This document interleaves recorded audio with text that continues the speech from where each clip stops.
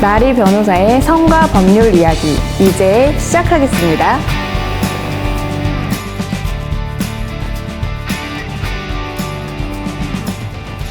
여러분 반가워요.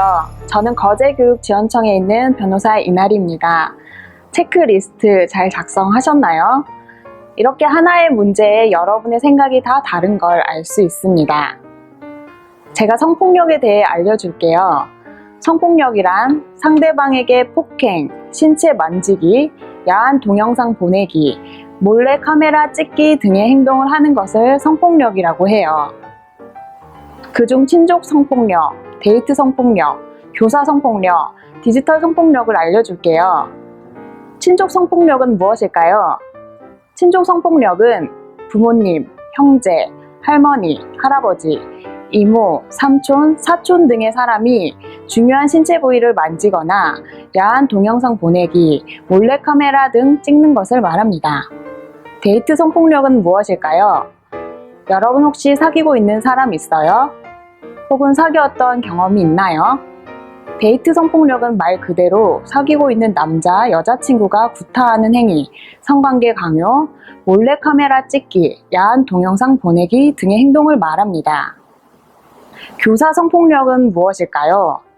교사 성폭력은 현재 다니고 있는 학교의 선생님, 다른 학교 선생님, 학원 선생님 등의 사람들이 신체를 만지거나 야한 동영상 보내기, 몰래카메라 찍기 등의 행동을 말합니다.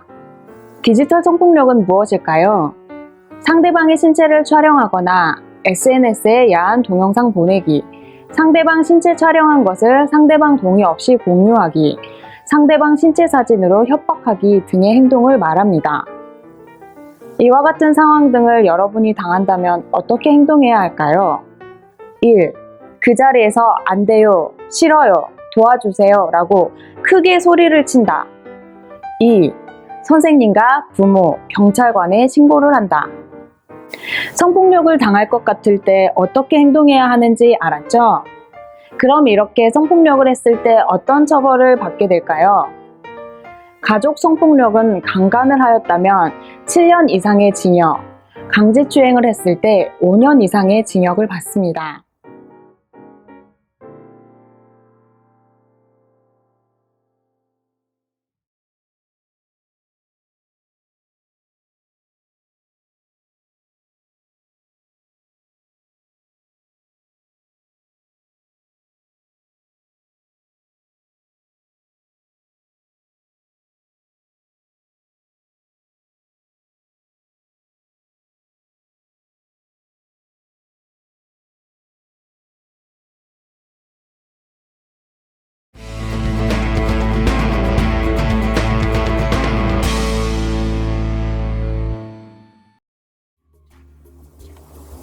이 영상에서는 한 남학생이 옷을 갈아입는 여학생의 몸을 불법으로 촬영한 내용이네요. 우리나라 법에는 성폭력 범죄의 처벌 등에 관한 특례법이 있습니다. 이 법 제14조에는 카메라 등을 이용한 촬영죄라는 것이 있는데요. 이 내용은 카메라를 이용하여 성적인 목적이나 상대방의 수치심을 유발하는 사진을 촬영한 자는 7년 이하의 징역 또는 5천만 원 이하의 벌금에 처한다는 내용의 법입니다. 실제로 작년 12월 한 코인 노래방 화장실에서 몰래카메라를 설치하여 수백여 명을 불법으로 촬영한 A씨에게 법원은 징역 1년 6개월을 선고하기도 하였습니다.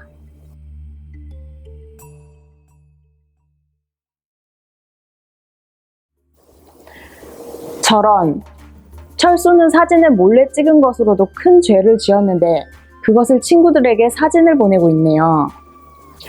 법에서는 이러한 불법 촬영물을 제작하거나 유통, 배포, 구매, 심지어 소지나 시청한 정황에 대해서 모두 카메라 등 이용 촬영죄로 처벌하고 있습니다. 상대방의 동의 없이 찍거나 퍼뜨린 행위에 대해서 7년 이하의 징역 또는 5천만 원 이하의 벌금, 소지하거나 시청하기만 해도 3년 이하의 징역이나 3천만 원 이하의 벌금을 내리고 있습니다. 만약에 돈을 벌기 위한 목적으로 불법 촬영물 유포죄 등을 저질렀을 때는 3년 이상의 실형을 선고하고 있으므로 성적인 사진을 몰래 찍어 유포하는 것은 무거운 죄라는 것을 인식해야 합니다.